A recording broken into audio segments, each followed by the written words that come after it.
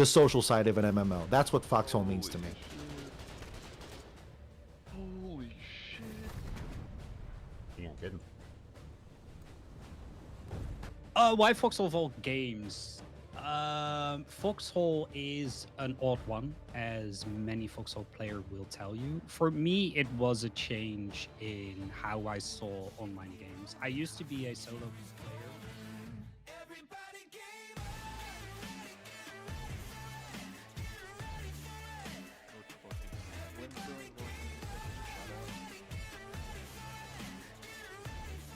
It is a play it your way game where every small item you do enhances and advances an overall goal. And in essence, you play it the way you want to play it. You can be a frontline engineer, you can be a backline engineer, you can do logistics, both front and backline or midline. You can be a medic, you can run artillery, you can be a part of a naval crew, you can be part of a tank lane, you can do what we like to call shadow ops or partisaning. You can collect recon. Currently, right now, the regiment that I'm with, I'm revamping our facility. You can do base building. There is so much in this game. It's insane. Truly, every aspect of it. The fact that there's just two teams, the fact that the wars can just kind of go on for whatever length that the community really decides. We've had wars go 70 days, and that's pretty. You get a lot of jaws dropping, being like, oh yeah, I put my time into a game where wars can go up to 70 days Protect our tanks. with one team. It's a lot. It's an investment if you make it. Doesn't need to be, but the game can suck you in. It can it can really consume you. So, introducing myself and what I do, my name is Geoffrey Jennings, aka Captain in Arms. That's my more gamey name. And I am the editor-in-chief or editor-in-chief emeritus. I don't know where we are right now, but for the press score, the Foxhole press score. And My name's Marine Veteran. Yeah, my name's J-Ray. I stream the Foxhole quite a bit. Freerk, or Freerk, as the proper pronunciation would be. And what also I like more about it is it's a persistent war. 1 minute you could be talking to somebody on the other team. Maybe you decide to not shoot at the other person that's shooting at you, and then you say, hey, what's up? And then they start talking back to you. That could turn into a 5-minute conversation. That could have never you could have just continued shooting that person. And that never could have happened, but instead you stopped shooting and you said hello, they said hello back, and then you just started to talk, even though you're on a different team. It's just situations like that. How could you not love a game? My God.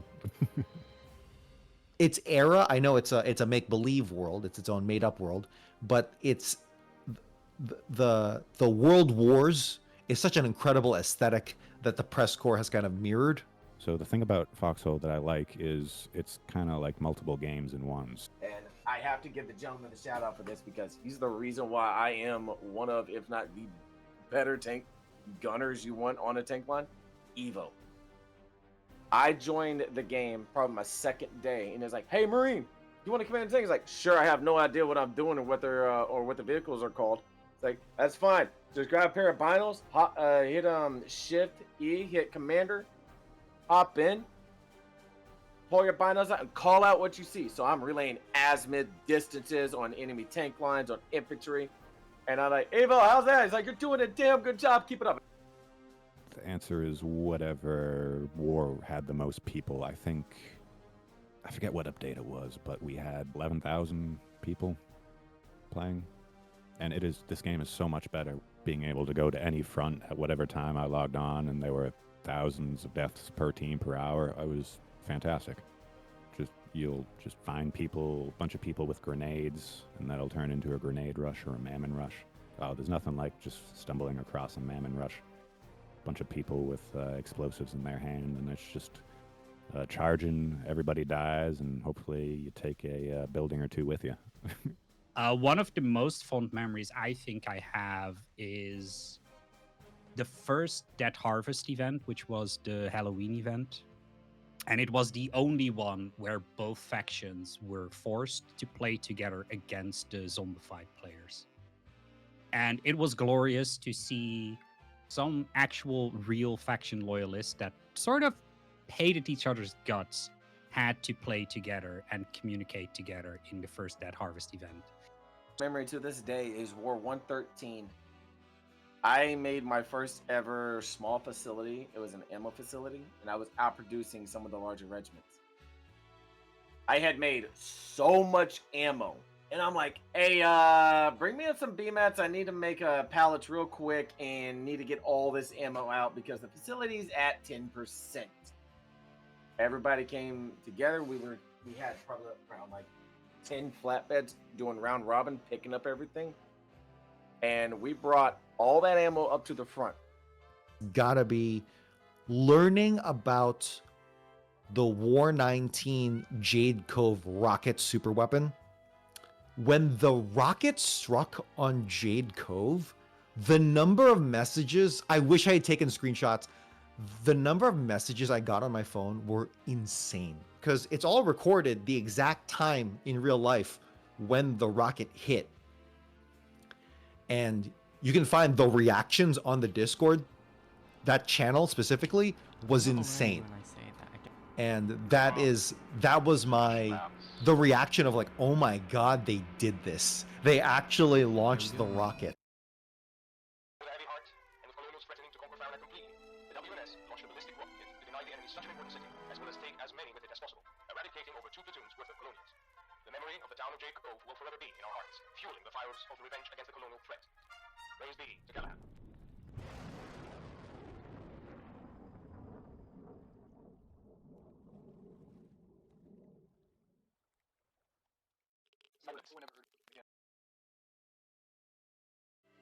Dumb idea. This was not a good idea. That is the universal consensus, I think, at the time and especially now. And the reaction from the press corps was also like, oh, we need to start this. So I was busy in real life doing Christmas things. The press corps, by then the press corps had grown into about a dozen members or so of dedicated people who just enjoyed gathering information and turning it into news. We'll say that was a point of pride for the press corps as well, because without me leading anything, members of the corps just started gathering information and like sharing that amongst each other. I was like, hey, this is for our stuff. This is for the content. And we were like, I think if we need to do, and then when I got involved, when I was like, oh shoot, this is awesome, and it turned into this whole thing. I think there's a story here. Corps set up interviews and put out a report in 24 hours, real life hours of the rocket striking. And that is, to me, one of the highlights of this game, like a personal achievement, especially with the press corps, is gathering all that information, sitting down, doing interviews with the most involved people and putting that report out live and getting, love from it from the community and getting support from the developers with like a front page mention and all that stuff. That is like a highlight of video gaming, period. Just like I will look back on that at the age of 90 and be like, wow, I did that. That was really cool. Warden North Star and its leadership in particular, it got so glory hungry with wanting to be the first group to fire the rocket that they chose really not only a pretty bad choice of a target. A majority of the Warden faction at the time, did not want to strike Jade Cove with a rocket because it would have hurt the Wardens more in the strategic sense. That's the first half of the lesson of Jade Cove. The second half of the lesson of Jade Cove is the incredible infighting that happened after that. The kill on sights order, a specific regiment that was just so toxic and just incredibly terrible leadership. And it was just for an hour or two, this quote unquote Warden Civil War just killed the Warden faction. So the developers, I have a mixed feeling towards. On one hand, and this is more like a 70-30 split mixed feeling, 70% positive, 30% negative, and it's nothing bad against them. I just wish they would pay attention to what some of the players are requesting.